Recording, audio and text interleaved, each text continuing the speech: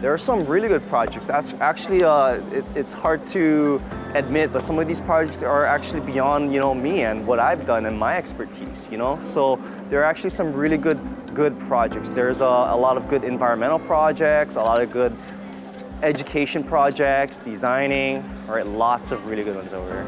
My project demonstrates how the method of continuous monitoring can actually connect astronomers and non-astronomers alike with data they can both use and analyze.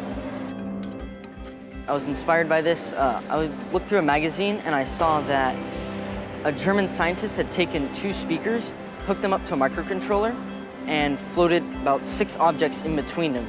So I thought, why couldn't I just enlarge that and be able to move the objects in that area?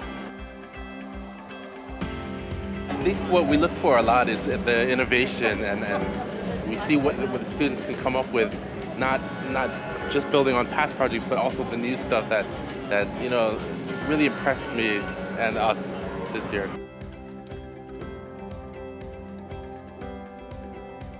So essentially, our project is about a growing concern, the effects of eucalyptus tree leaves on the pH of soil. And this is extremely important because soil pH is a parameter of soil quality. And without good soil quality, it's detrimental towards agricultural purposes. So that's just the main thing we really want to focus on.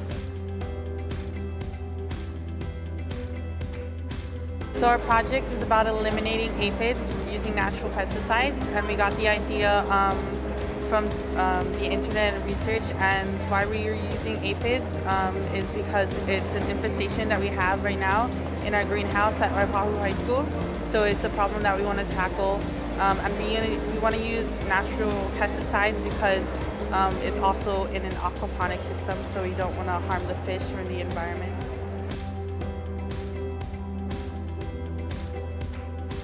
This is one of the projects that I saw. It's a paper straw, but for boba.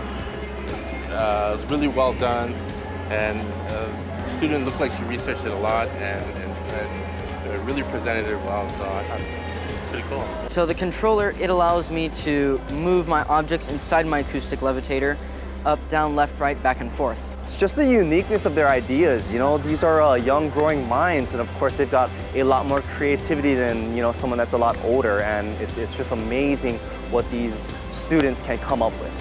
I think a big thing in my mind is creativity. I mean, we have a whole judging rubric in terms of what to take into account. But some projects you might see year after year. But when students are thinking of something that's really connected to their local environment, so for example, a student who's doing research on marine debris that's in their own backyard, something that's personally connected to them, one. And number 2, a project that's unique and creative in nature that you haven't seen in past science projects. In my mind, those are the 2 big factors in telling whether a student really goes above and beyond. Look for the story, see if the student really understands what they're talking about and really believes in what they're talking about.